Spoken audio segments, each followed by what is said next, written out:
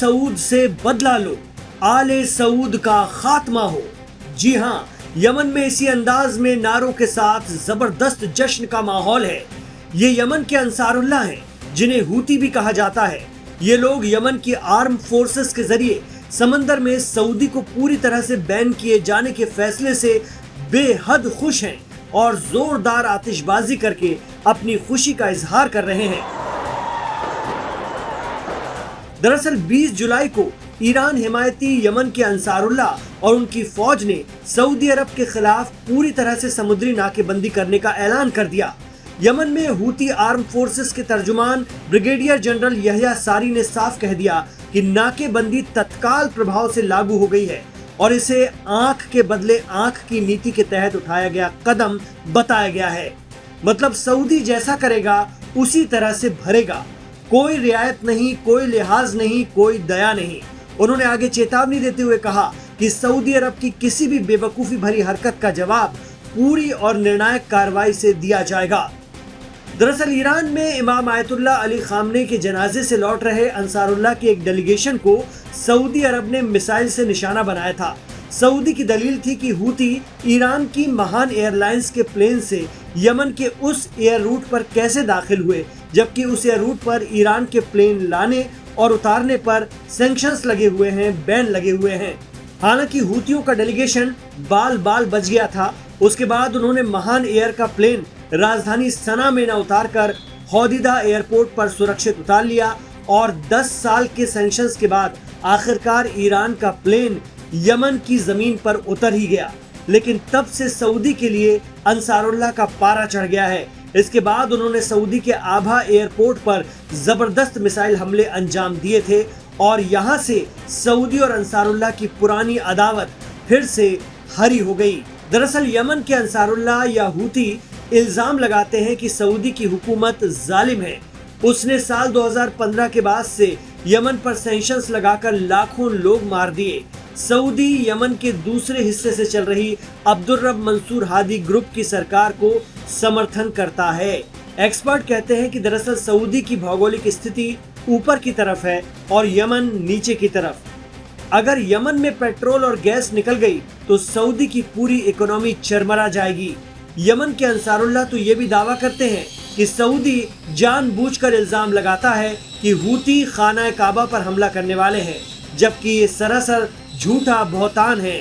अब जब यमन की अंसारुल्लाह सरकार ने सऊदी के जहाजों और किसी भी गतिविधि के लिए यमन के आसपास लाल सागर का समुद्र पूरी तरह से पैक कर दिया है, तो राजधानी सना में जश्न का आलम है। इधर हूतियों के नाकेबंदी के ऐलान से पाकिस्तान की टेंशन बढ़ गई है। दरअसल पाकिस्तान और सऊदी अरब के बीच जो एक डिफेंस डील हुई थी, उसमें सऊदी अरब पर किसी भी बड़े हमले को पाकिस्तान पर हमला माना जाएगा। अब अंसारुल्लाह ने सीधी चुनौती देकर सऊदी का रास्ता ही ब्लॉक कर दिया है। ऐसे में सऊदी अरब आधिकारिक रूप से मदद की मांग करता है तो पाकिस्तान को अपनी सैन्य टुकड़ियों को वहां तैनात करना पड़ सकता है, जो एक इलाकाई संघर्ष का रूप ले सकता है। अब पाकिस्तान के लिए बड़ी पशुपेश के हालात हैं, क्योंकि अंसारुल्लाह या हूती ईरान के करीबी माने जाते हैं और ईरान की मंजूरी के बिना ऐसे बड़े कदम वो शायद ही उठाएं। तो पाकिस्तान की जनता में ईरान के लिए सहानुभूति है और पाकिस्तान के लोग अमेरिका और इसराइल का खुलकर विरोध करते हैं। ऐसे में अगर पाकिस्तान ने अंसारुल्लाह के खिलाफ सऊदी की वजह से कोई कार्रवाई की तो पाकिस्तान में भी रिवोल्ट हो जाएगा, लोग सड़कों पर उतर आएंगे। ये बड़े मुश्किल हालात हैं और अंसारुल्लाह सऊदी पर टोटल बैन लगाकर जश्न में डूब गए हैं।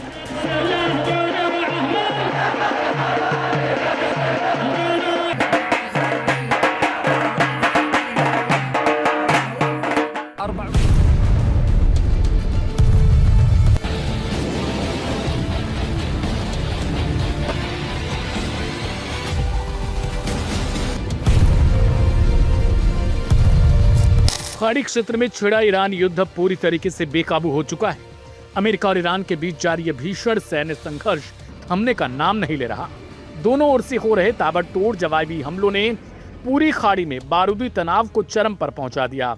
एक तरफ ईरान की सेना और उसके विशेष सुरक्षा बल ने बहरीन और कुवैत में मौजूद अमेरिकी सैन्य ठिकानों पर मिसाइल और ड्रोन से भीषण हमले करने का दावा किया, तो दूसरी तरफ अमेरिकी सेना के केंद्रीय कमान ने कल 20 जुलाई की रात को ईरान के कई सैन्य ठिकानों पर अब तक की सबसे बड़ी एयर स्ट्राइक की। इसी बीच होर्मुज के समुद्री रास्ते और ओमान के समंदर में तेल टैंकरों पर हुए हमलों ने पूरी दुनिया को चिंतित कर दिया है। ईरान के सुरक्षा बलों का दावा है कि उन्होंने बहरीन के मुहर्रक इलाके में घुसकर अमेरिकी रडार और मिसाइल रोधी तंत्र यानी उनके एयर डिफेंस सिस्टम को नेस्तनाबूद कर दिया। इसके अलावा बहरीन के ही रीफा क्षेत्र में तैनात अमेरिकी रक्षा प्रणालियों पर भी ड्रोन दागे गए हैं। बात सिर्फ बहरीन तक सीमित नहीं रही, कुवैत में भी अमेरिकी सेना के अड्डों को निशाना बनाया गया।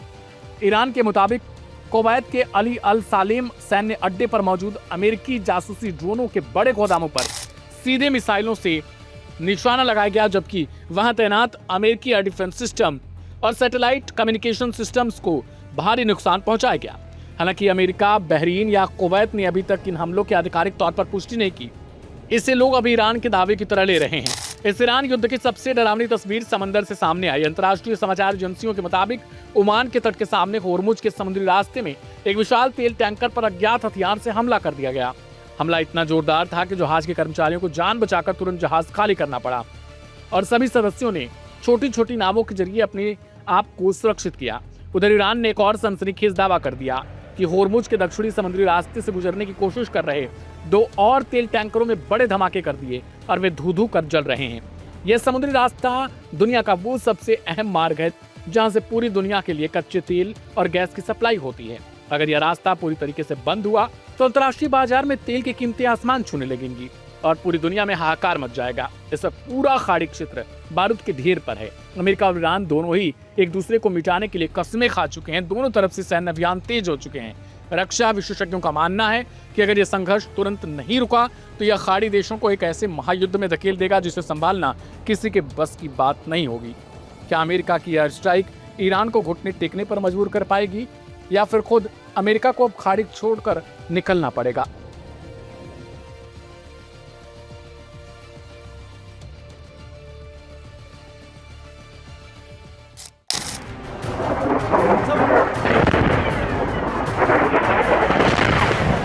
हुतियों ने सऊदी के खिलाफ एक ऐसी जंग का ऐलान कर दिया है जिसने दुनिया के कई देशों के लिए बड़ी मुश्किलें खड़ी कर दी हैं। मामला अब भयंकर और विनाशकारी युद्ध की ओर इशारा कर रहा है।